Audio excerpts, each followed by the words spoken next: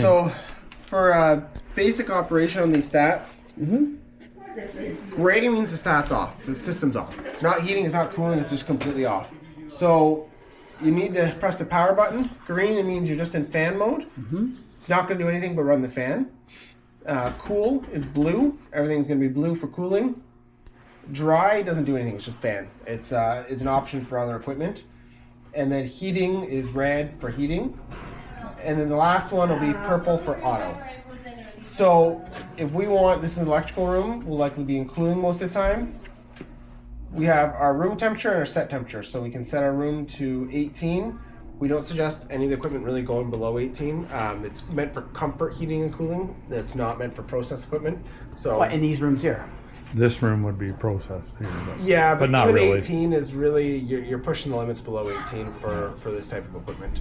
And most electrical rooms, they want 1920. So, Why is that? It just doesn't work properly when it gets it's just not designed for it. You'll really stress the equipment trying to run it below 18. Yeah. Really? Yeah. Okay. And then we have our fan speeds.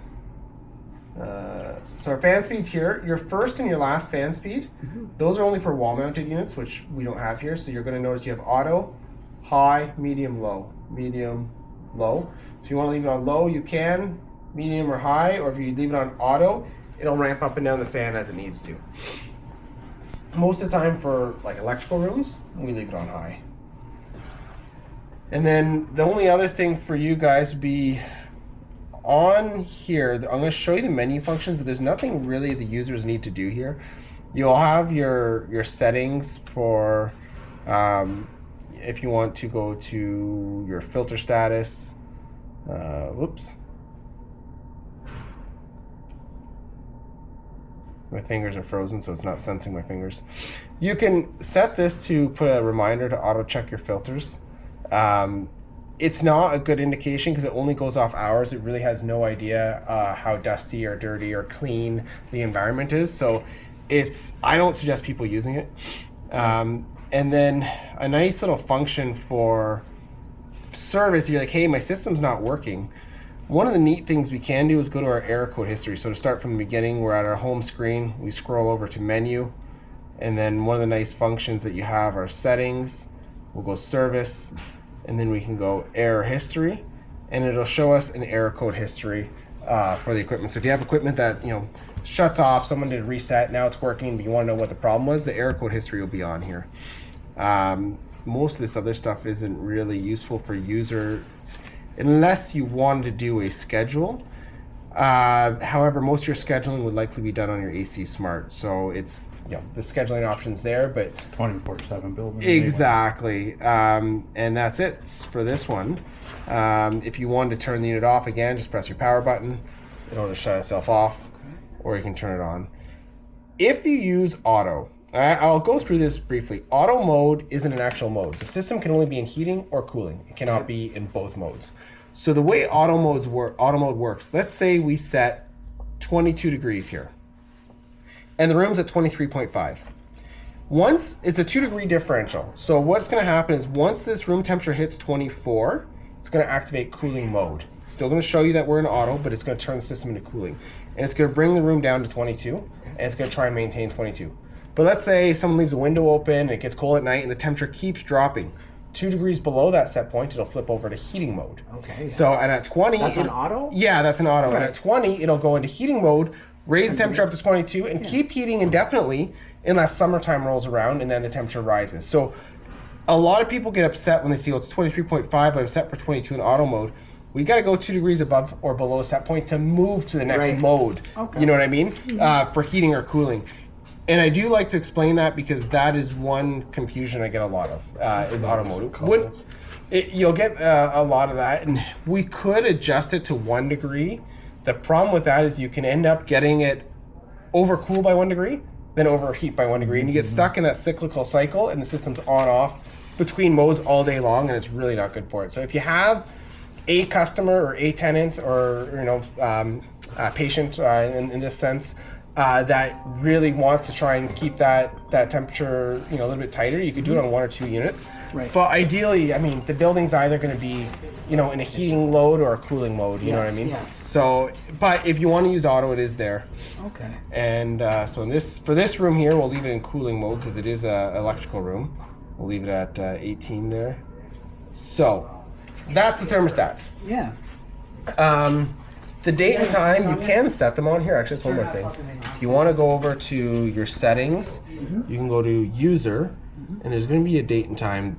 They never get set because they don't have a battery to them, so as soon as you lose power, you lose your date and time. But if you do want to set them, you can go to your date. Which you'd want to look at your air history. It's correct, exactly. So if we go, which 2026? Oh my goodness. This is running on batteries or it's running on electrical? It's running on electrical power. Okay, yeah. It'll hold it, like there's a capacitor in there, it'll hold it for a few minutes, but if you leave it off for a day, it's not going to hold it. What date are we today? 17th or something like that? 17th, yep.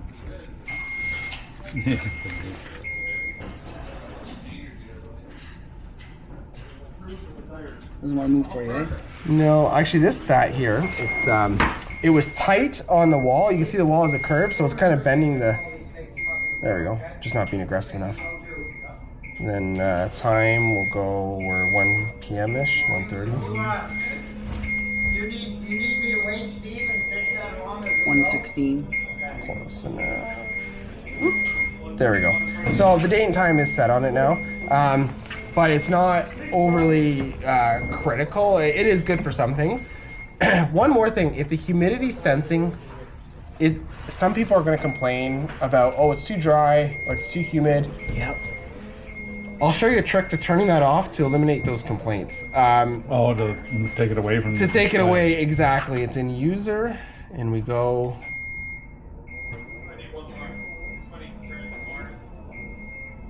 Humidity display off. Take it off. No one can complain about what. No, exactly, and that's a really good one, especially when you get some people that they're focused on it. I want 40%. It drops down to 38, or 35 in the winter, or 30 in the winter, or in the summer it gets up too high, and they're obsessed with that number. You can turn that off. Okay, great. And then now it's gonna be omitted from there, and it's not gonna show you here as well.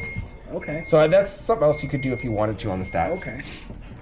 Now this is our central controller, so everything in here will have an address, and then so the password is admin, ADMIN. Sorry, the username is admin, and the password is all lowercase, password 12. Now, full warning, you can erase a lot of stuff on here. Yeah.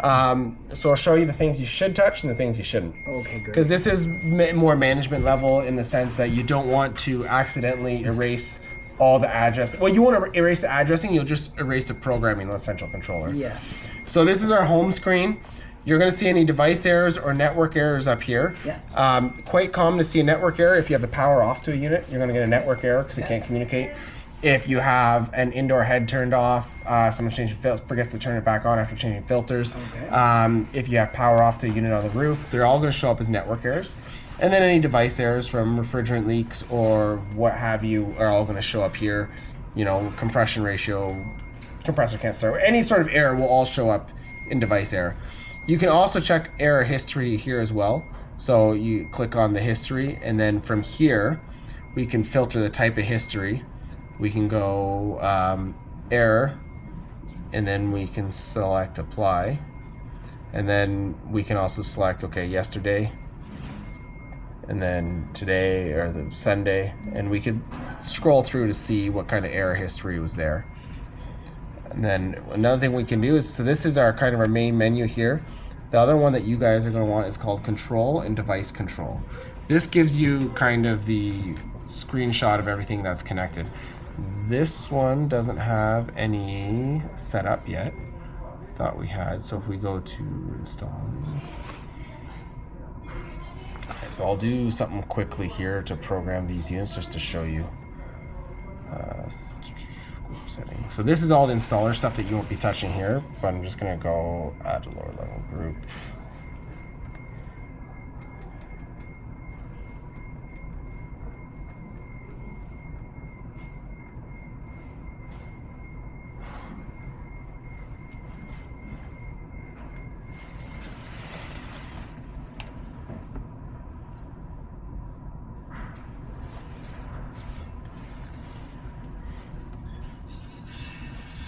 So you'll control, device control.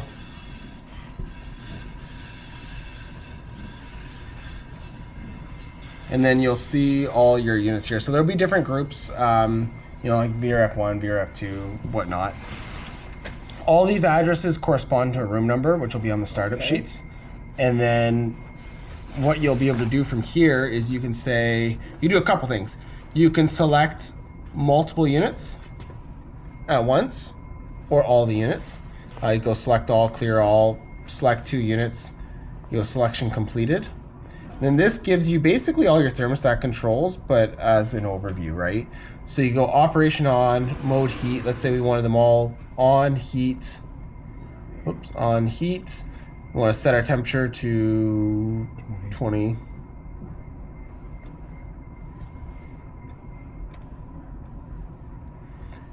Fan speed high, and then we can give a temperature range. I always set the temperature range of 18.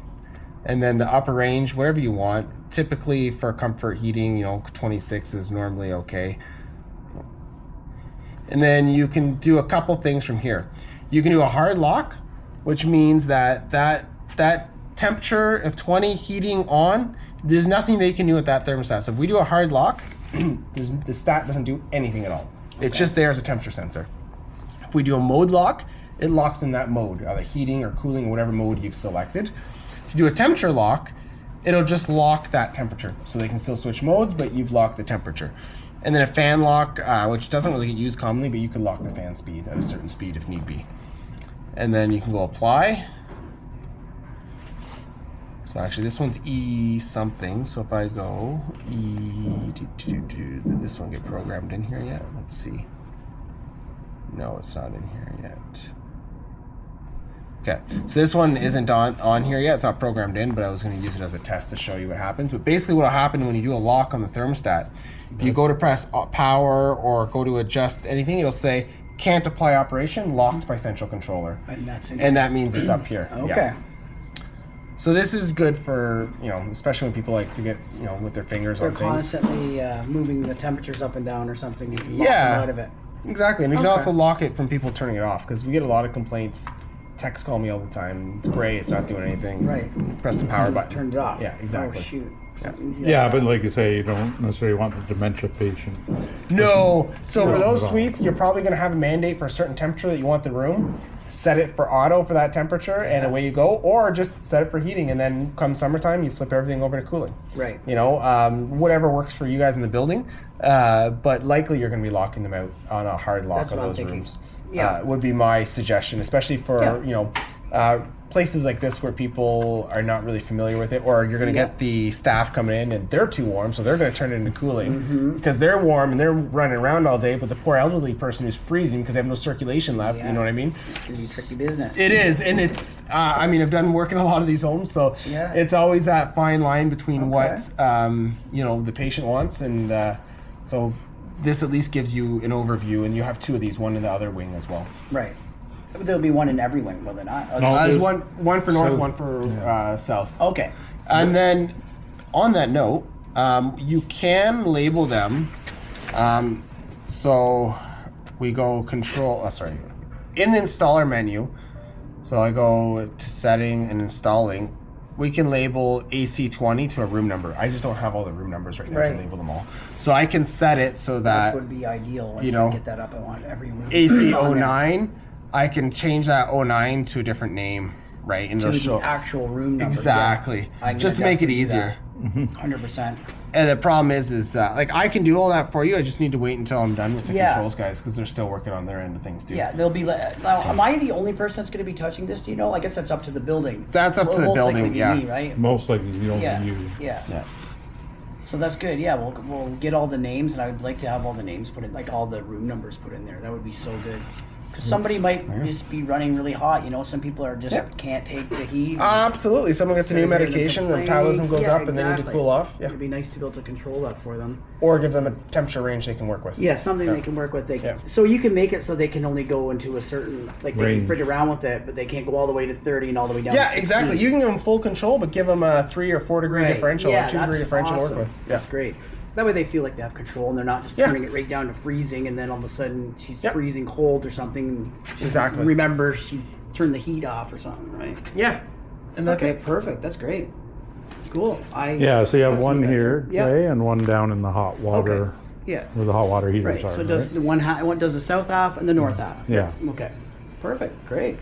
It's a little bit complicated, but I'm sure if I figure You out got a that- video. Yeah, I got the video there, and you show me maybe one more time when we get the rooms in.